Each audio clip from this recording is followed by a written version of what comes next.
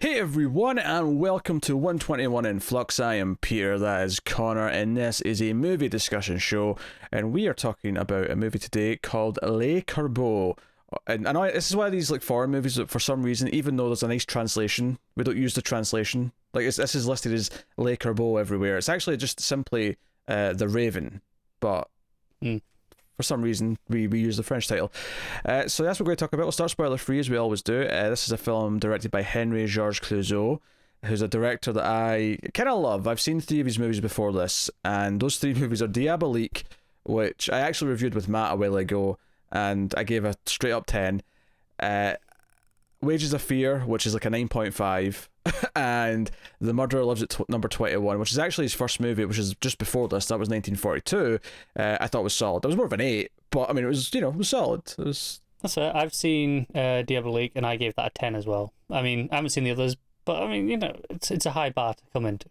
Oh, very high bar. So obviously, when we got the chance to look at some of his movies, that's actually been the first of 3 little sort of mini series.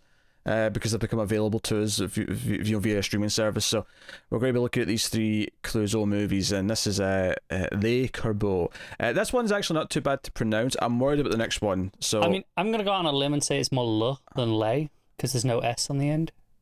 But so I'm assuming you're pronouncing it wrong already. But I wasn't going to mention it until you said you were confident in your pronunciation this time. There.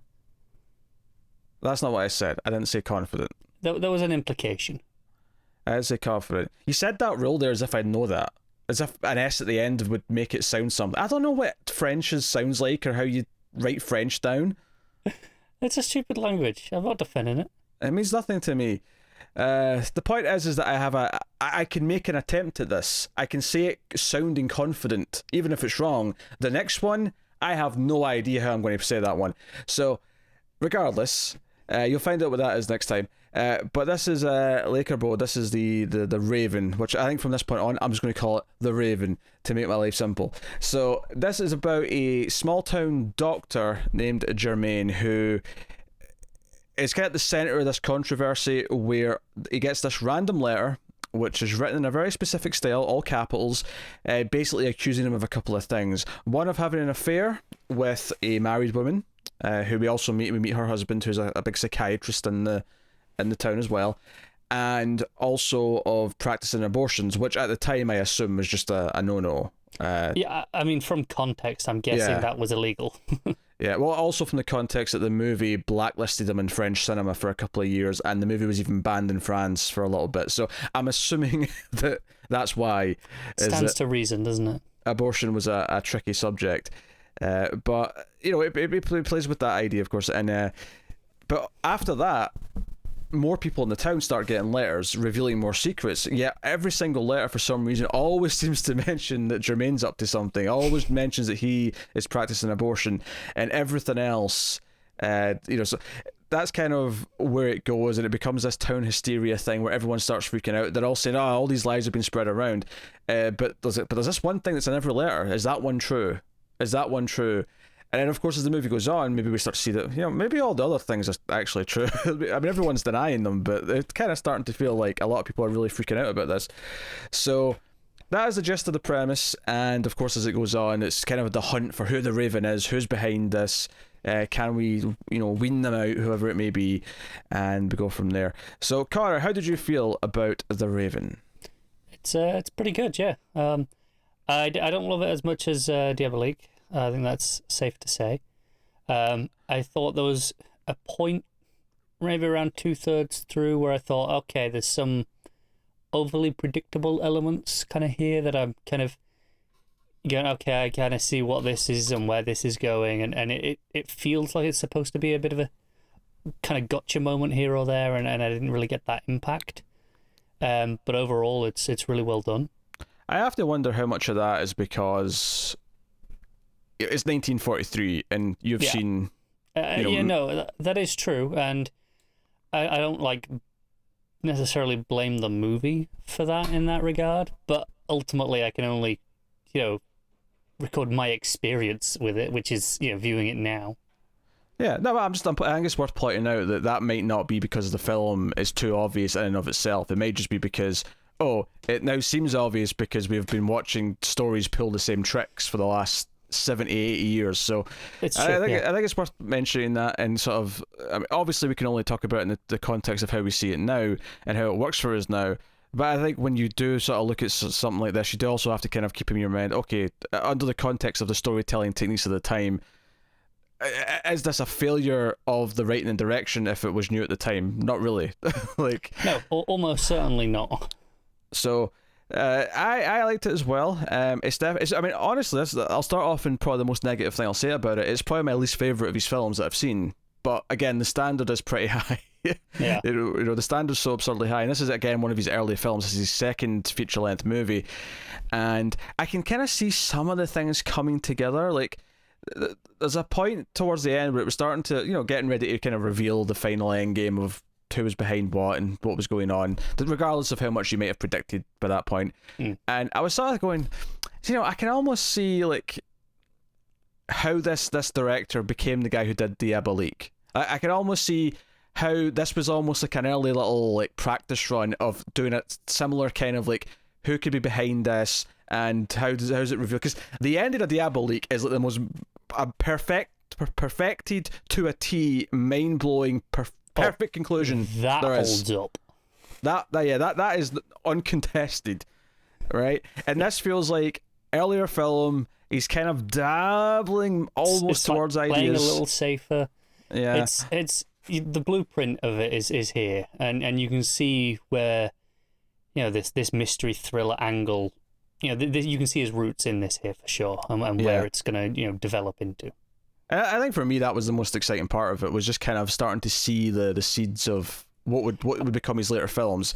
As a fan of those movies, it was kind of the fun of this for me was those little nuggets. No, I get that, and that's something we've done with other directors as well, where we've gone and reviewed earlier movies and talked about how, yeah, we can see these earlier things. I think we recently did a De Palma movie that was an early one, and Sisters, that was it, and we talked a lot about how if we can kind of see the nuggets of where this is going to go as a filmmaker. Yeah.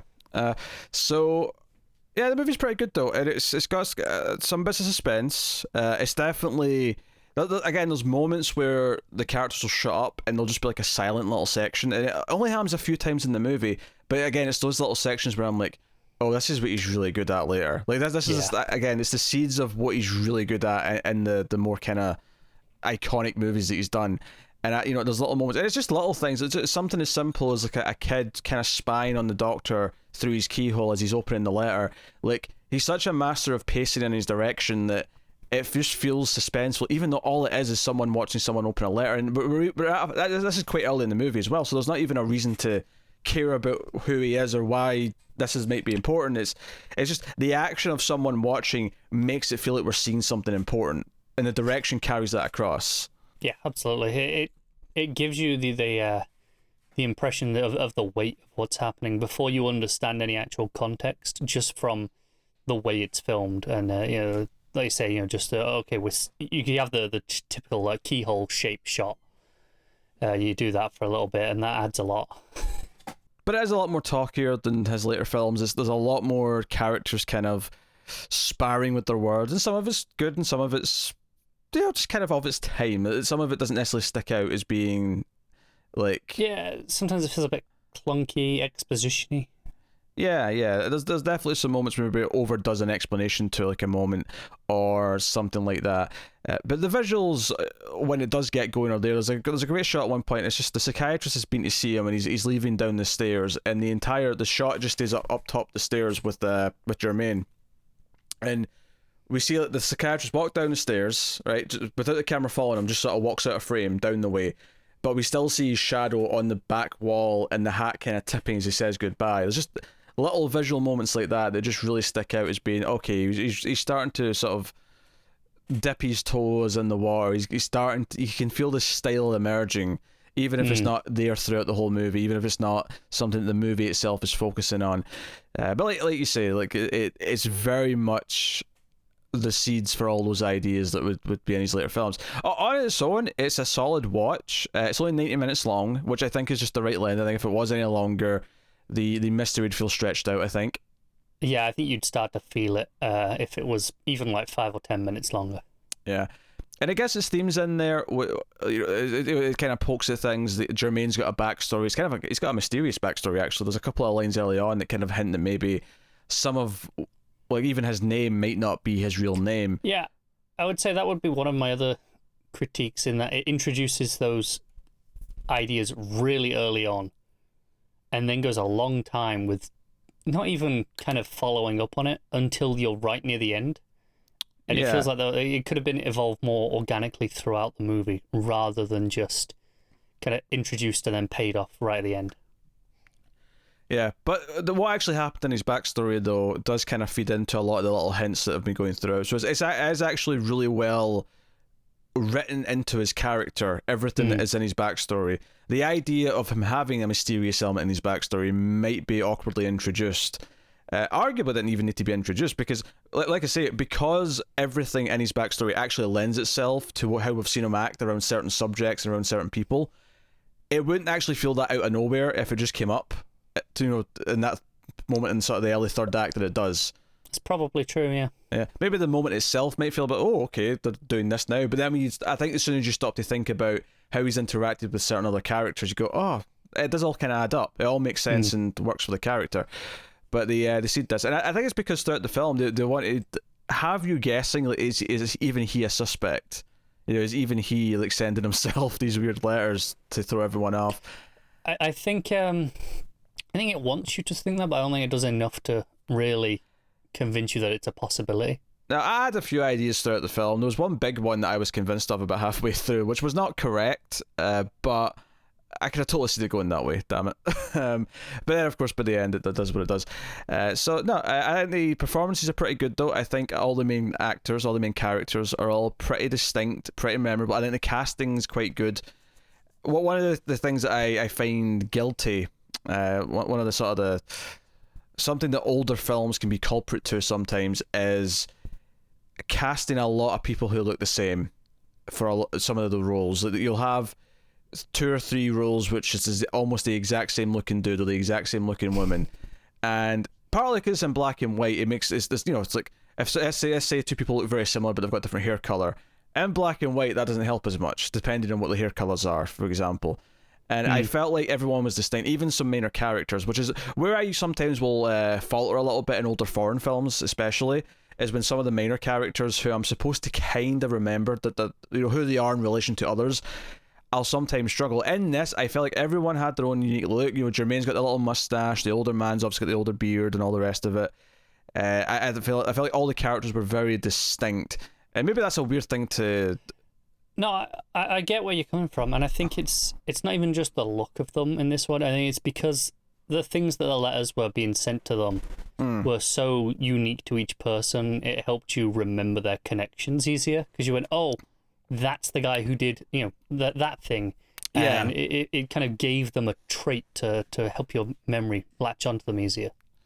Yeah, so. It's one of those things where I never have this problem in your films, foreign or otherwise. It's not a problem in your stuff. It tends to be older movies, and I don't know if it's just because they had, like, the archetype of what a good-looking movie actor is, so they'd cast a good-looking movie actor in all the roles, and there'd be a lot more cross-pollination isn't the right term, but you know what I mean? Like, there'd be a lot more just coincidental people looking the exact same because they're looking for similar looks. In a lot of ways, there's maybe like 3 or 4 looks they look for, so it wasn't that unusual to have the same one pop up multiple times. No, I get it. It's like you go back to if you look at it, I know it doesn't necessarily apply to this film as much, but if you look at like the studio system in Hollywood, where once one person's got a successful star that looks a certain way, everyone else wants one of them, so get someone who looks pretty similar, and I think that did translate across the world in terms of style, of people kind of going, oh, that's what is popular and what sells. Yeah. And this is before we even get to the fact that, obviously every character in this is white, for example. That would be another factor that would really obviously make everyone more distinct if we were dealing with different races, but solve its time. I'm not sure... Like, I don't know enough about French cinema history to know, like, exactly... when that changed, was it exactly like, Hollywood in terms of how it developed, in terms of how it was treated, I have no idea. But yeah, I've not seen enough older French films, and the ones I have mostly been all white casts. Yeah, well, just from that context, you assume it had to be at least similar, if not maybe even stricter. We have no idea, but yeah, it's just one of those things where, and again, that lends itself to why sometimes you watch some of these movies, and again, you have a lot of people looking the exact same in a lot of ways. But yeah, so the story's pretty enjoyable though. It kind of keeps bouncing around. It keeps adding new Raven letters as the movie goes on, and I think especially because I would say the opening 20-30 minutes is really strong at introducing all the characters and setting up kind of our main players, which is Germain, the psychiatrist, the older guy, Verzel, and his wife, Laura. Laura's having, and this is what's in the first letter, I don't think this is much of a spoiler because it's the very first thing you find out about them, but Laura's the one having the affair with Germain, and we're also introduced to Denise, who's this woman who's got an injured leg, so she walks around with a limp, but she's how do I put this, she's very thirsty. She wants Germain bad, and makes up excuses for him to come and inspect her, and because he's a doctor obviously, so he's coming around to check up on her. The introduction to her is she's ill, and well, that's what they say, and then it shows inside her room before he gets there, and she's painting her nails and smoking, and she's fine. Yeah, and so immediately what sort of person she is. Yeah, that's a good bit of visual storytelling. That gives you right away what type of character this is, and it's one of these things where, again, I feel like some older movies sometimes don't have as colourful characters. And I feel like this movie does, again, a good job of having them be kind of distinct. And I actually think that's really important in it's not quite a murder mystery, but in like a mystery of that style where you've got suspects for something like this. I think having these characters be so distinct really makes that work better. Yeah, and I think the movie for its time is probably relatively risky, not just because of the abortion thing, but I think Denise's character, the way she's so forward and talks about having lots of relationships with men, I suspect that's less risky in France. I mean, that's very possible that it's not as big a deal in France, or wasn't a big deal in France at the time, but it did stick out to me as something that you wouldn't necessarily get in a Hollywood movie at the same time period. So I think that's worth mentioning. But even not just the fact that her character exists and she has that past, but even the arc that her character has with Germain feels a little bit more mature and forward thinking than others. And get along with the abortion side of things, I wondered just how much Clouzot was a little bit ahead of his time, or he was maybe, I don't want to quite say advocating, but I wouldn't be surprised if there is a progressive wave happening around France at this time, and he happened to ride on in. Yeah, so I think that's a really strong element to the movie.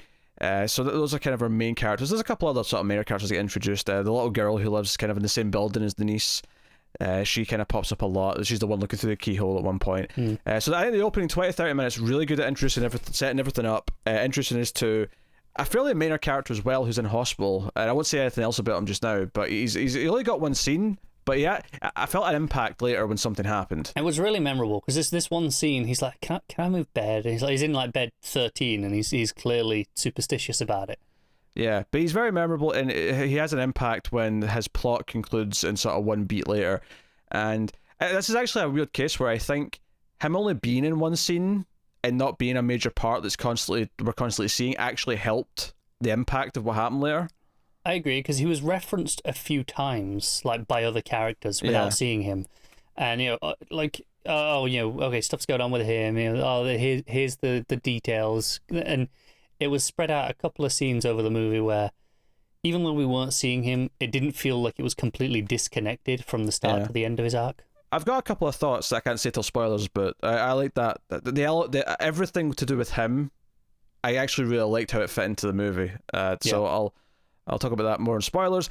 I think the middle sags a little bit. I think where it really picks up again, though, is once they really start to try and catch the Raven. But probably about the last 30 minutes is where things get really interesting again. Mainly because Clouzot's a director and a writer that I associate with really good concepts in terms of how if you look at Wages of Fear, that's the entire movie's a concept movie where we have to get all this nitroglycerin from A to B in these trucks over this bad road, and they're slowly driving, trying not to blow up. That's the premise of the movie. That sounds great. Why have I not seen that? It's a fantastic movie. I love that movie.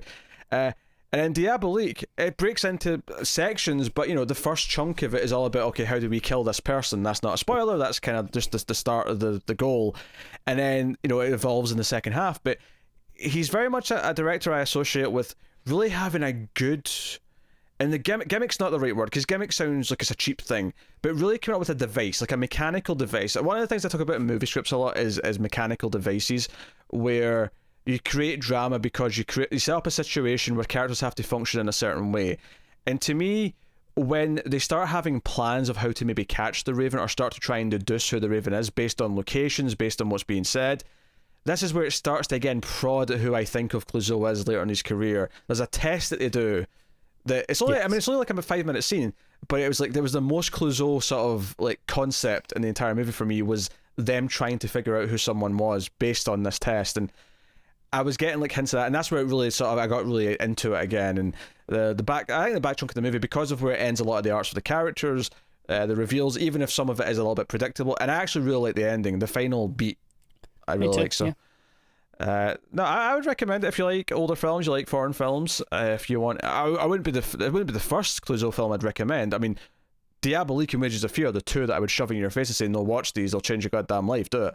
But I mean, this is available, and if it's there and you got 90 minutes, there are worse things you can watch for sure. Absolutely. So I will give the spoiler warning here. I'll thank our patrons, our Patreon producers specifically. Thank you to Alison Fordyce, Cindy Palacios, Tyler Hess, and David Short. They are $20 patrons or above, meaning they're Patreon producers. You can, of course, support us on patreon.com/MailFuzzTV, though, for as little as $1 per month, and get a bunch of bonuses for your troubles. You get bonus episodes of some of the movie podcasts like The Ace and Screams After Midnight. You get the $5 tier early access to a bunch of stuff, including these Flux movie reviews, and so on and so on. So go and have a look and see if you're interested. In fact, we're starting a new thing. In fact, by the time this goes up, this will have already started, I assume, but there's a new vote for $10 patrons that pits a Screams option versus an Ace option versus a Flux option. So that is something that by the time this goes up, that'll already have kicked into place and it'll be going. So go and have a look and see if you're interested in supporting and everything we do, and thank you very much. But let's move on to the spoilers. So I want to talk about the guy, the hospital bed dude, because I feel like it's actually really important. But when I said that, I think it works even better because he's not a consistent part of the movie. We see that one scene, his mother brings him a razor, and I actually, of course, my first thought was that with like an old school razor, right? I'm like, I don't know, I feel like that's a dangerous thing to bring to like a hospital patient who's scared, and I don't know, like it's just that's the sort of thing. It's the way it really lingers on that shot of him flicking it open. It's the final shot of that scene as well. But we go away, we hear like a nurse complain about him and so on, which and the nurse that complains is Laura's sister, who's constantly kind of accusing Jermaine because she like catches him with a letter, and not one of the Raven letters, like he's written a letter to her sister, who's of course a married woman, so she's very inquisitive about these things, but we don't see him again, and the sort of where the movie really escalates kind of halfway through is that we just hear that this guy's committed suicide. We see the razor on its own kind of with blood around it, and we don't really see anything grotesque in terms of his body or anything like that, but even just that sight of the razor with blood feels really dark in this movie because of the time period. It feels like extreme for its time. And we progress to this funeral and the guy's mother. There's even the whole section debating like, is he even going to be allowed a funeral, because this was suicide and God doesn't accept that, and they have to go, well, can we just write a certificate saying that he was mad, and if he was actually insane, then it's not his fault, and so we can kind of get around it that way. That was quite interesting. Something of the time that really shakes things up. But so we see his mother walking down the head of the funeral procession, and everyone's kind of on edge. The nurse, the sister, Marie, her name is, she like is not wanted there. I mean, one of the other like doctors or nurses says to her, hey, like, a lot of people here think you're the Raven because you've openly complained about this patient, and because you don't like Jermaine, and he was the first kind of like victim, and he's mentioned in every letter, you're the most likely suspect right now. And she's like, no, I'm going to see this out. And it's this really awkward tension that arises from it. But what I like about everything with this plot is that the reason why it's so like not focused on in the film is because when we find out who's the culprit, because obviously, just to sort of skip to the reveal here, Verzay himself is the Raven. We find out that his wife, Laura, who's having the affair with Germaine, wrote the first letter kind of as a way to end the affair, like, to sort of scare Germaine off and just sort of leave it there, and that was it. But then he caught her, and then he started dictating letters, and he started going after her, and he clearly has a motivation here. He's essentially found out that his wife's sleeping with another man and wants to really punish him. That's where this abortion story comes from. But of course, there's that scene in our head, because the opening scene of the movie is Germaine coming out of a house, and someone says, you know, you saved the mother, and he's like, yes, but did you save the baby? And he's like, I couldn't. And it sort of it plants. So when we hear that he's accused of being an abortionist, that seed in our heads like, wait, was that intentional? Yeah, and we're told very early on that this is the third time in a row that he saved the mother, but not the child. Yeah. So it's like, okay, there's a pattern here. Yeah, is that like his way of like sort of getting around it and saying, okay, well, one of them had to be saved, and I always pick the parent, right, not the kid. So that's really interesting. So he has this motivation, but what I love about that is that he doesn't care about this random bystander who ends up like dying. Like he writes this letter to sort of escalate things, but he's just a pawn in his game, because what he essentially wants is to like punish Germaine and his wife. Like, you know, his end goal at the end of the movie is actually to get Germaine to think it's his wife, so that because he's a psychiatrist, isn't allowed to commit his own wife. He has to have another doctor do it, essentially. So he gets Germaine to do it, and it's a very sensible rule. Oh, it's a very sensible rule, yes. And it's after that he comes back, and the end of the movie is that Verzot's like there, he's like lying dead with the same razor blade that killed the suicide happened with, and we just see like the mother, who's still got the black veil on, like leaving the house and walking. That's the final shot, is her walking down the street having murdered the culprit. It's pretty dark. It's pretty dark, but I do kind of love the idea that this almost, like, I don't want to say that it was completely unintentional, because he did send the letter to him, but he was a pawn in his game. He didn't care about him. That wasn't his goal in any way. I don't think he intended for him to kill himself. Yeah, but I think he probably didn't feel as guilty as he should, because of course we're told repeatedly, no, this guy's got, I think it was liver cancer. He's dying pretty soon. All we can do for him right now is give him some morphine. Yeah, which is maybe how he justified it, like just sending him this, like. I think it probably is, yeah. Yeah, because the letter, for the record, we didn't actually say what it said. It just said you're terminal. The guy didn't know he was dying. Yeah. And this told him. But he doesn't care about him. So I love this idea that this person he just disregarded was kind of what did him in the end. That this mother like wouldn't let him away with it. It wasn't the people he was after that got revenge. It wasn't the people who was after that came after him or anything like that. It was this woman who her son had killed himself because of this man. I do kind of love that. I like just that, again, like she's a minor part of the movie. Even after the funeral, we see her once or twice where she says she suspects someone and she wants the culprit and doesn't seem to think it's Germaine. People start asking for Germaine to leave and asking him about his past, and eventually he has this big fit where he finally yells out who he really is and why he changed his name. He had a wife and she was pregnant, and the doctor who was performing the birth, it was a difficult pregnancy, but he made some mistakes, and it resulted in both the child and his wife dying. And so all the hints early on in the film, when he's like walking through the playground and basically saying he hates kids and doesn't want a romance, and when Denise is trying to like sort of flirt with them, and like he's very resistant to it, and all of it kind of clicks into place that not only was it's not just that he had a bad relationship in his heart, like he had a tragic end to his relationship. His wife died, his child died. And it's why he always makes sure to save the parent, the mother, and like, look, I can at least save one of them and stop someone else going through what he did, because he was a brain surgeon before. Like, he was like a really highly respected doctor.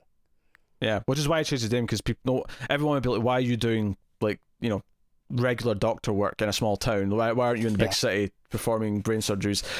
So no, all that stuff is really. I think his arc's pretty solid. Him event, because Denise kind of ties into this, where Denise, after he's accused of enough, they have this kind of this night where she comes on to him and he tries to I say tries, she forces, but he kind of tries to sort of wriggle his way out of it, and she just kind of like basically sort of shushes him with her hand, and it kind of like fades to black as if, okay, she's kind of seduced him, or I mean maybe that's get too strong a word, but at least he's in a place where the offer of this comfort was more appealing. And after that, it's kind of this awkward thing where people just refer to her as his lover, and she feels mistreated.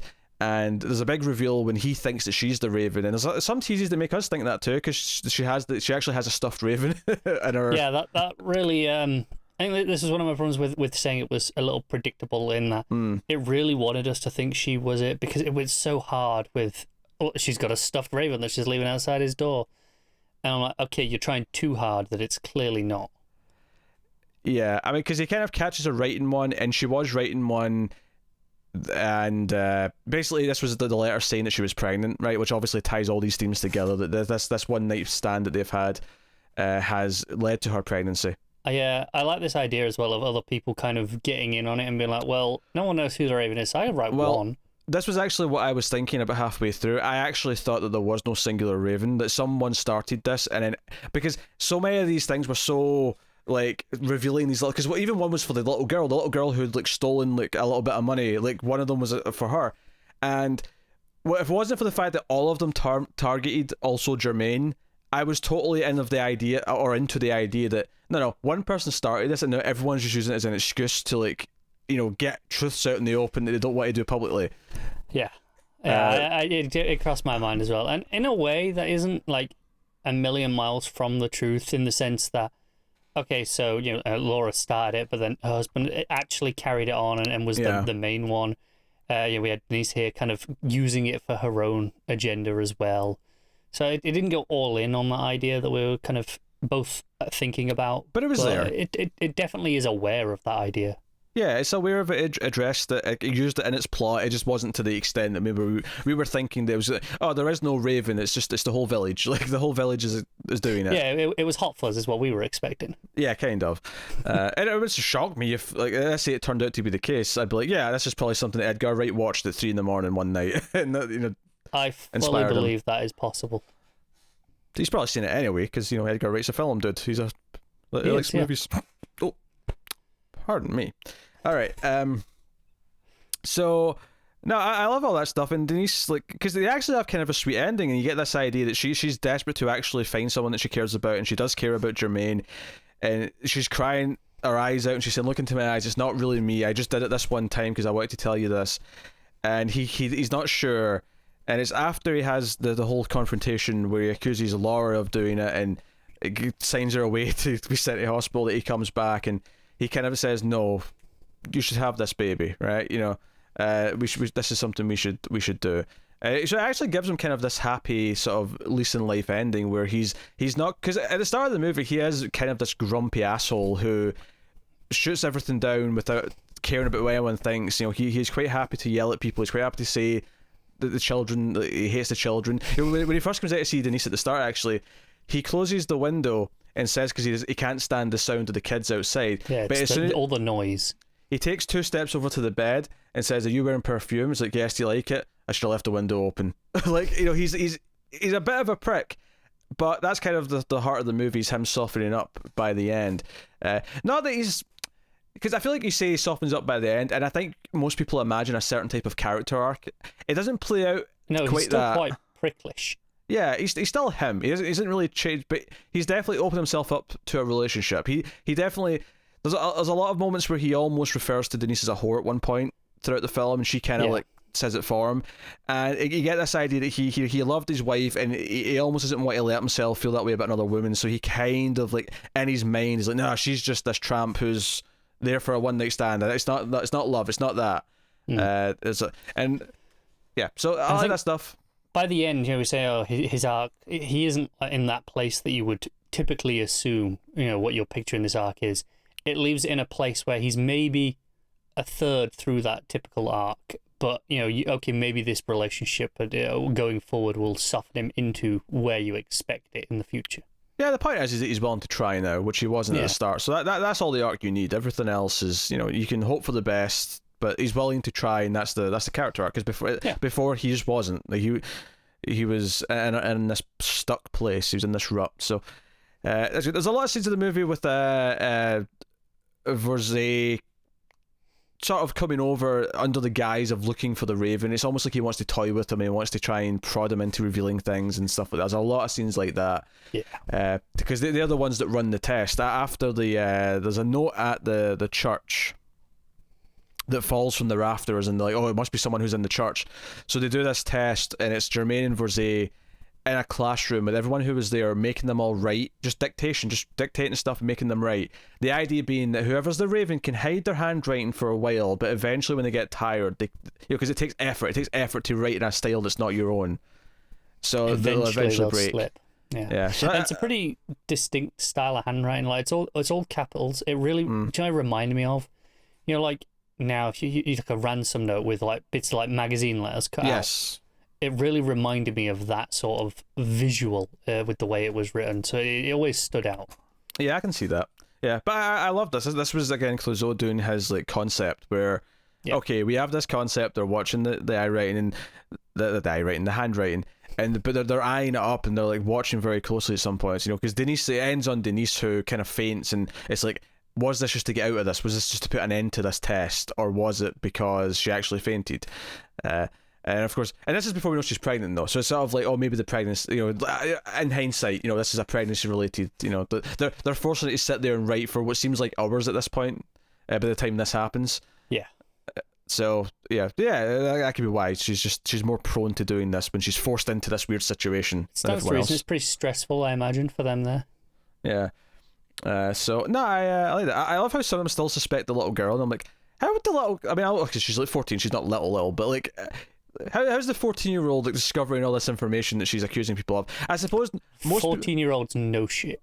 Most people aren't admitting that these things are true, admittedly. So I guess like if they all admitted they were true, then they'd have to really question how the kid could know some of them. But whatever, that makes sense, I guess. Yeah, I think because they're hiding it though, you can maybe they're not all true. Maybe some of them are true and some of them aren't. Well, that's the beautiful thing, is that I think the characters in the movie are under the pretense that all of them are fake, except maybe the Germain one's mentioned in every single letter, so maybe there's truth to that one. And I love the irony. In actual fact, it's the opposite. All the other things seem to be true, but Germain being an abortionist is the one thing that's not true. And it's natural that a psychiatrist would know the town secrets. Absolutely, yeah, it makes complete sense. That adds up really well. And then of course, if anything, that's if you think about that earlier in the movie, that's probably the biggest thing that would make you predict the ending. Is like, oh, that makes sense, he's a psychiatrist, he's heard them all talk about this in confidence. Makes some sense. It just makes sense. Yeah, but I think what's good about the ending is that you have the big reveal, which might be predictable, but what stands up today is that it's the way he's murdered, and who's murdered them, that makes it a really exciting conclusion, that makes it have pop as an ending. I agree with that. It's this dramatic full stop that says, no, this was the point of the movie, and he was his own demise, basically. So no, there's consequences for these things. Yeah, it's a good message. Yeah. I think throughout the course of the movie, I mean, Denise, Marie, Verzot himself, who does turn out to be the culprit, those three are kind of the main culprits that you're mostly thinking it could be. Pretty much. There's maybe a little bit at one point where you think it could be the sister, right? Yeah, that's Marie. Oh, sorry. I misheard who you said. Never mind. Yeah, because there's a lot of moments where they look at the father of the girl who's like writing something. It's like, oh, could it be him? But I do like that air of suspicion, as people are sort of looking at each other. Anytime someone was writing something down, it's like, wait, what are they writing? Are they writing that? Actually, Joe, what I loved is that this is a little detail, but when Germain walks in and finds the unfinished letter that is under the pretense of the Raven, but it's actually Denise. He finds it in her room, but it's not been addressed yet, right? It's in the envelope sealed, but it's not been addressed. He opens it, reads it, and puts it back in and hides for her to come back in and watches her finish the address, right? The little detail I loved is that before I knew where this was going, and I'm thinking, wait a minute, because he licks it closed again to seal it again, I went, dude, DNA, like what the hell? You're going to be a culprit here. And then I went, oh yeah, DNA, just like, you know, analyzing DNA just wasn't a thing in 1943. So Not for a long time yet. I love the idea that, like, oh, it was easier for criminals. They didn't have to worry about DNA. Fingerprints, sure, still, but not DNA. Yeah, and even fingerprints was a lot looser. Sure, yeah. But it's one of those things where I can't not think about, like, how you have to, all the things you have to avoid to pull off some, you know, crime, or how a crime scene's, like, analysed from today's perspective. Yeah, I think it's something that in this movie, let's just say hypothetically all of this was set in 10 years ago, right? It'd all be text on social media, but sure. I mean, it would fine, be 15 years ago. But yeah, it's all playing the same. It's all letters. Because it is just letters for the most part, it would be very easy to just, all right, everyone wore gloves. Sure. And that would solve most of the problems in terms of DNA for this film. Oh, sure. Oh yeah, I'm not trying to bring this up as a, but there was something that popped out in my head as he was doing it. Yeah. It's a little thing that's changed over time. But yeah, I mean that's based on the movie. I think it's got a little bit more heart by the end than I was expecting. I actually, when he kind of gives in, Denise is seen as kind of this character who appears like this strong, snarky, like takes what she wants character, but ultimately by the end I think you see her as quite vulnerable when she actually breaks down and kind of, it's just very clear by the end that she really wants him in her life and really wants to have this baby, and is so I think like him kind of accepting that by the end was actually a little bit more touching than I would have expected based on the first like half of the movie. So I get that. At the start she feels really borderline manipulative. A little bit manipulative, I would say. If you take it seriously, manipulative, I would say she feels more like comic relief almost at the start of the movie. Yeah, I get that. But by the end, it's kind of like, no, it's all a mask for her insecurities, and that's kind of wonderful.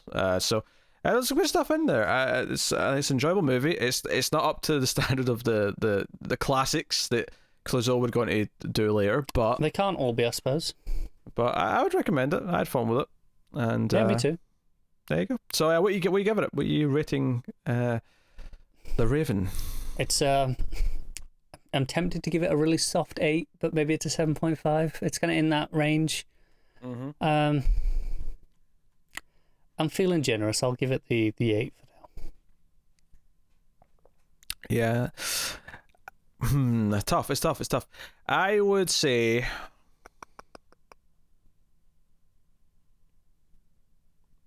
because I agree it's in that range. I'm kind of debating between that and myself. I think I'm going to be slightly harsher and say 7.5.